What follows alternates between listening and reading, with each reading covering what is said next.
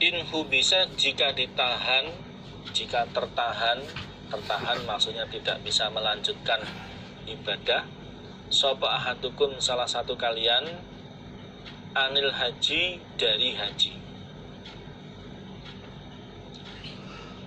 Bukankah Ibnu Umar berkata, bukankah sunnahnya Rasulullah, contohnya Rasulullah mencukupi bagi kalian ketika atau jika salah satu kalian tertahan dari haji.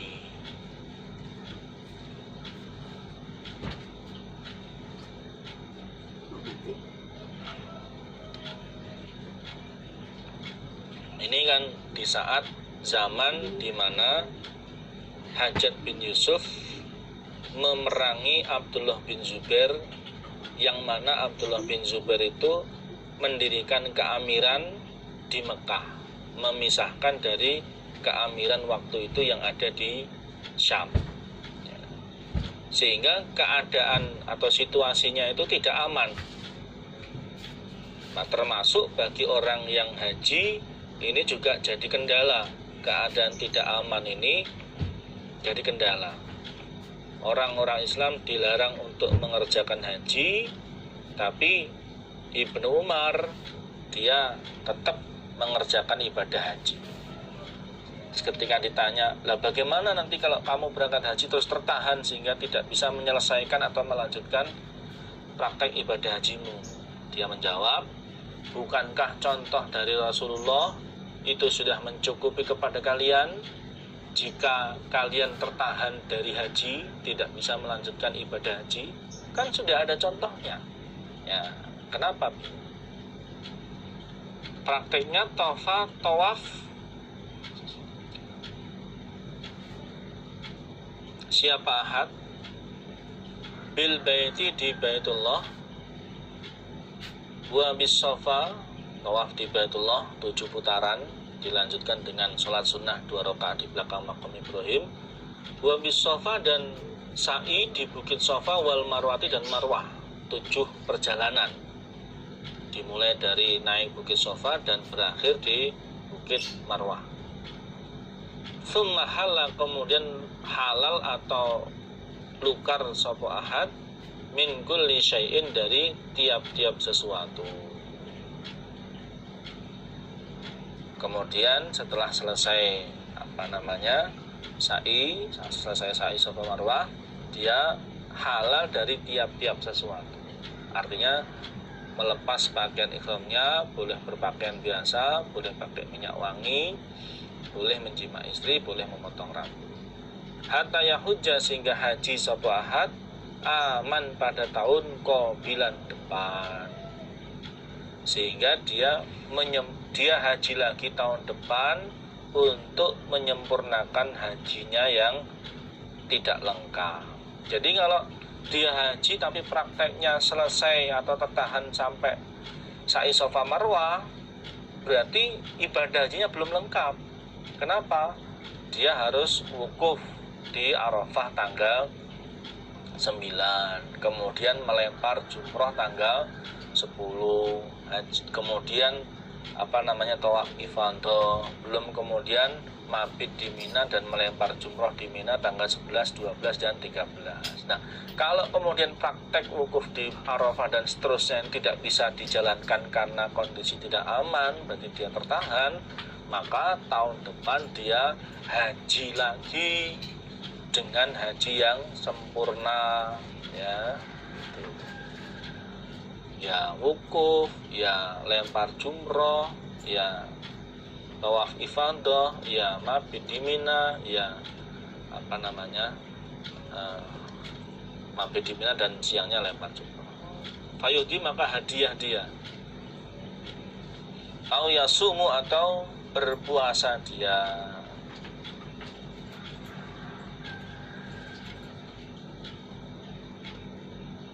Ilam yajid, kemudian dalam haji tahun depan itu ditambahi dia membayar atau menyembelih hewan sebagai hadiah atau diganti dengan puasa. Ilam yajid, jika tidak menjumpai dia hadian pada hadiah, dia puasa kalau dia tidak mempunyai hadiah, itu hewan yang disembelih.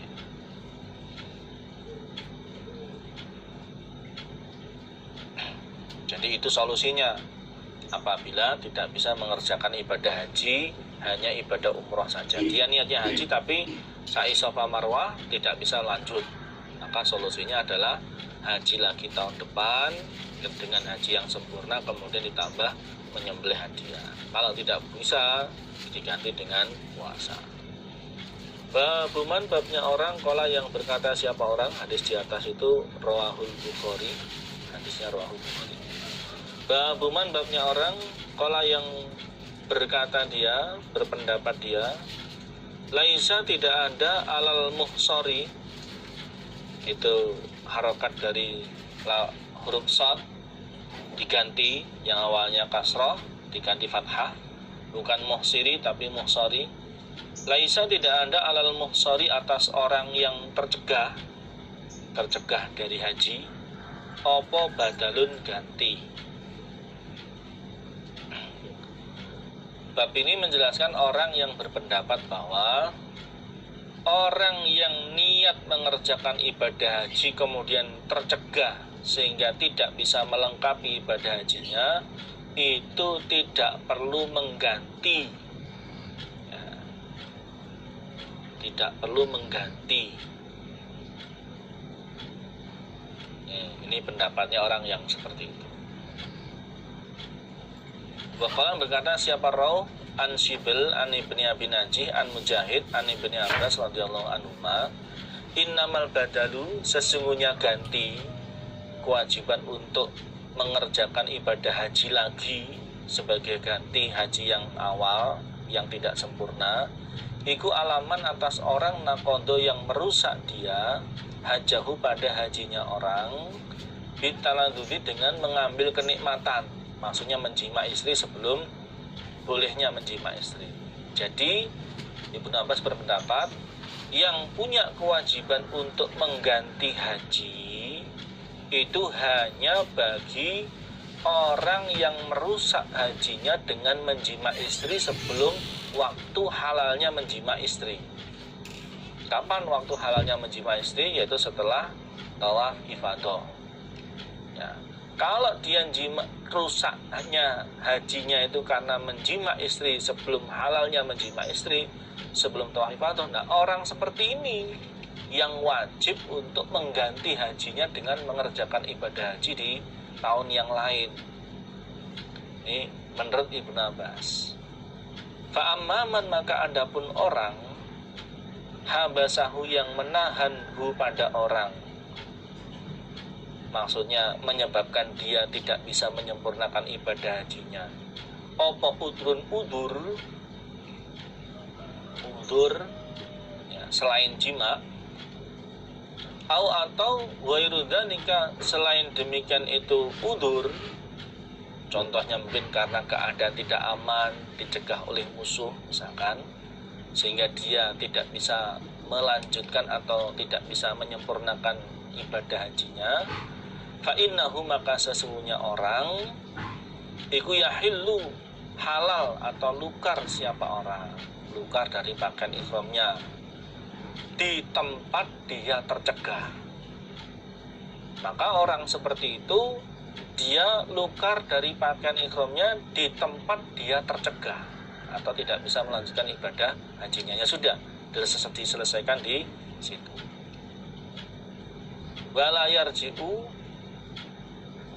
dan tidak mengulangi dia, maksudnya tidak mengganti haji di tahun yang lain,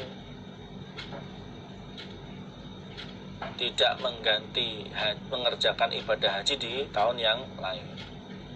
Ini keterangannya kalau haji yang dikerjakan yang tercegah itu haji sunnah, haji yang kedua dan seterusnya.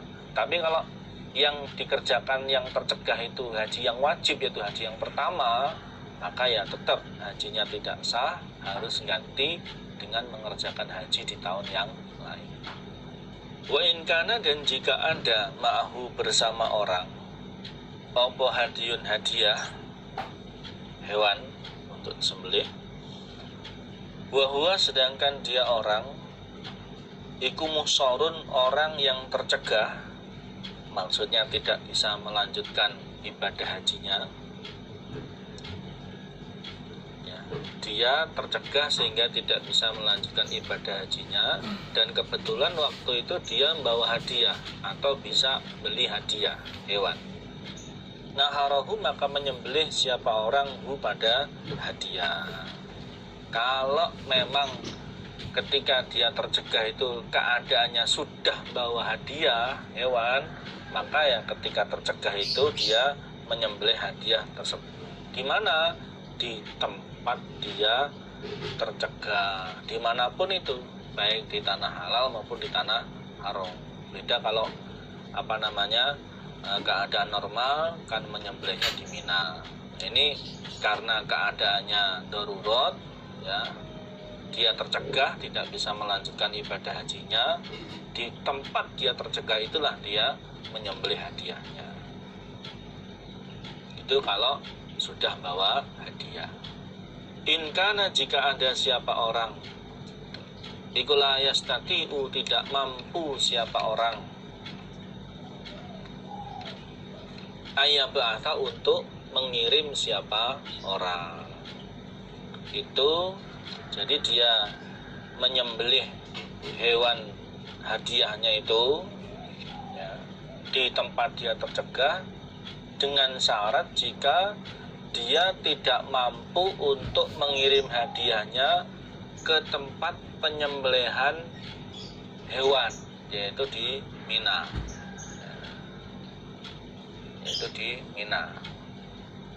Kalau tidak bisa mengirim ke sana, ya karena situasinya sangat genting, misalkan, maka dia bisa menyembelih hadiahnya tersebut di tempat dia tercegah. Wa ini stato'a, dan jika mampu dia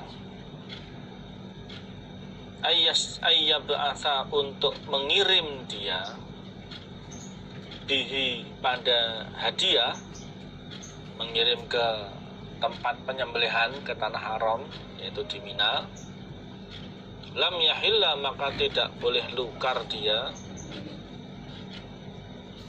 hatta ya berdua, sehingga sampai tidak boleh lukar dari pakaian ihramnya, ya, otomatis tidak boleh mengerjakan hal-hal yang semestinya boleh dilakukan setelah lukar, ya, kaitannya begitu.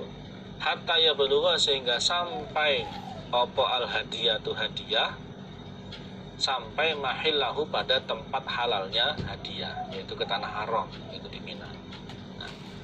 Jika dia mampu untuk mengirim hadiahnya berupa hewan itu ke tanah haram, ke tempat penyembelihan hewan di Mina, maka dia tidak boleh lukar, termasuk tidak boleh mengerjakan hal-hal yang boleh dikerjakan setelah lukar. Tidak boleh jima istri, tidak boleh pakai minyak wangi, tidak boleh potong rambut, sampai hadiah tersebut tiba di tempat halalnya hadiah, sampai hadiahnya itu tiba ke tanah haram, ke Mina, kemudian disembelih, baru dia boleh buka. Nah, mengirim di sini bisa jadi dikirim sendiri, dibawa sendiri, bisa jadi ngutus orang lain untuk membawa hadiah tersebut.